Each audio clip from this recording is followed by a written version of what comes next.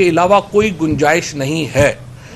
इसके साथ साथ हम एक भरपूर अवामी और जो सिविल सोसाइटी की मुहिम है उसके लिए तैयार हैं। पाकिस्तान के आइन की हिफाजत दो कुव्वतों ने करनी है, पाकिस्तान की सुप्रीम कोर्ट ने और उसके साथ पाकिस्तान के अवाम ने। आज पूरी कौम पाकिस्तान की सुप्रीम कोर्ट के पीछे खड़ी है।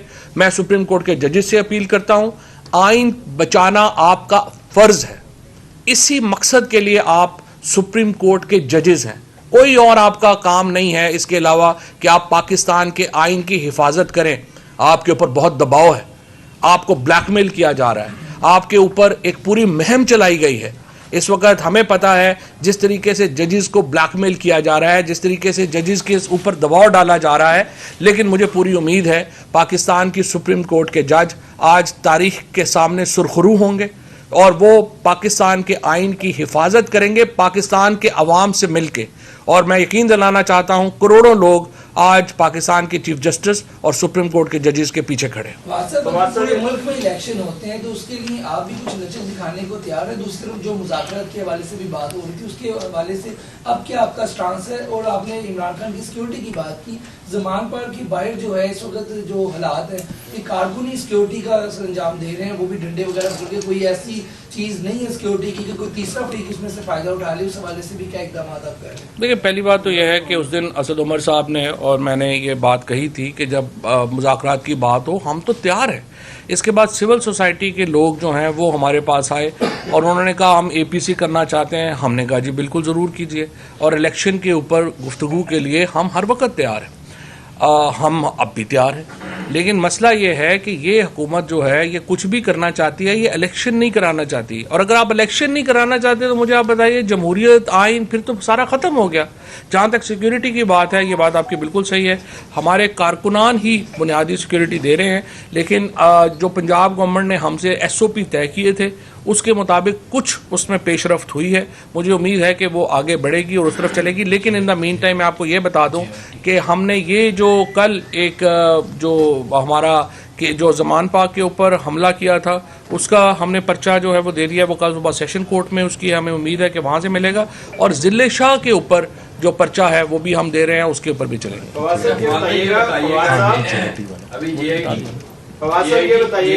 बनाई गई है और कमीशन तश्कील दिया गया है, क्या इमरान खान खुद इस JIT के सामने पेश होंगे अगर इन्वेस्टिगेशन के लिए आते हैं कि आपके पास, या JIT को ज़मान पर करना होगा इन्वेस्टिगेशन के लिए? दूसरा, IG इस्लामाबाद को तमगा शुजात दिया गया और सदर साहब ने उनको तमगा लगाया, जबकि इसके ऊपर तो इमरान खान साहब के बहुत तहफ़्फ़ुज़ात हैं, उनको थ्रेट था उनसे। सर, इस्लामाबाद के IG साहब को पता नहीं किन खिदमात के ऊपर तमगा दिया गया है। जो इस वक्त इस्लामाबाद में हो रहा है वो मैं आपको बता सकता हूँ कि बेगुनाह कारकुनों के घर पे छापे, जाके इमलाक का नुकसान, बच्चों के ऊपर तशद्दुद, किसी के वालिद को उठा के ले जाते हैं, किसी के घर के मुलाजमीन को उठा कर ले जाते हैं। इस वक्त सैकड़ों की तादाद के अंदर जो है वो गिरफ्तार करके उन्होंने हवालात में बंद किए हुए हैं। अगर इसको शुजात कहते हैं तो चलें, फिर शुजात का बनता होगा तमगा। हमारे जहन के अंदर शुजात जो है वो मुख्तलिफ चीज़ होती है। जहाँ तक आप बात कर रहे थे खान साहब की, देखें जो इंफॉर्मेशन है अगर वो वाकई में, पहली शर्त तो ज़ाहिर है ये होगी उसूली तौर पे, जिस तरह फवाद ने कहा, ये खुशाइन बात है कि जिम्मेदारी बनती सूबाई हुकूमत की। ये कोई तहरीक इंसाफ के वर्कर्स की जिम्मेदारी तो नहीं है सिक्योरिटी फराहम करना। तो अगर वो इस जिम्मेदारी को अब पहली दफ़ा इसका एहसास उनको हो रहा है और उसके अंदर वो इन्वेस्टिगेशन करना चाहते हैं, पूरी हम उनको मदद फराहम करेंगे।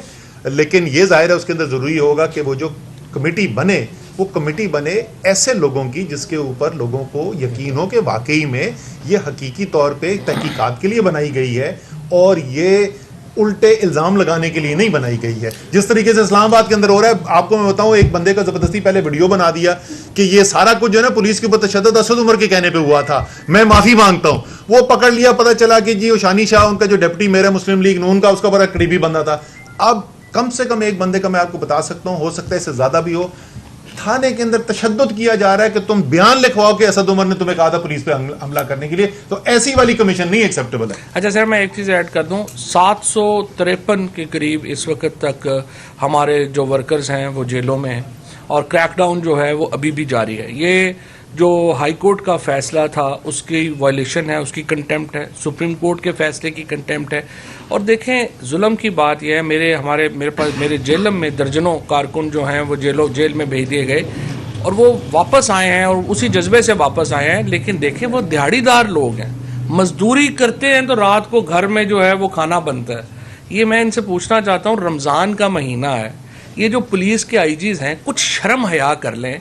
लोगों के ऊपर सिर्फ अपनी सियासत की सियासी आकाओं को खुश करने के लिए आप बद्दुआएं ले रहे हैं लोगों की। आप दिहाड़ीदार लोगों को उठा उठा के जेलों में फेंक रहे हैं सिर्फ इसलिए कि वो तहरीक इंसाफ के वर्कर्स हैं। ये आप बद्दुआएं ना लें। आज देखिए 6 लोग अब तक जो है वो आटे की लाइन में लग के अपनी जो है वो जान उनकी जो दे चुके हैं। ये मुल्क की इकॉनमी के हालात हैं और इसके ऊपर आप ये कर रहे हैं कि दिहाड़ीदार गरीब तरीन लोगों को उठा उठा के आप जेलों में डाल रहे हैं। तो इस बेशर्मी से मैं आपको बताऊं कि अल्लाह ताला की जो मजलूम की आह है वो अल्लाह ताला के पास बड़ी जल्दी पहुंचती है।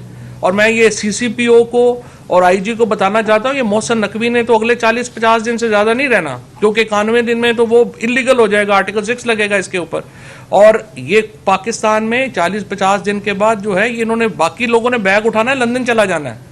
ये आप मजलूमों की आह ना लें, गरीब तरीन लोगों को आप उठा उठा के जेलों में डाल रहे हैं, आपका हिसाब होगा।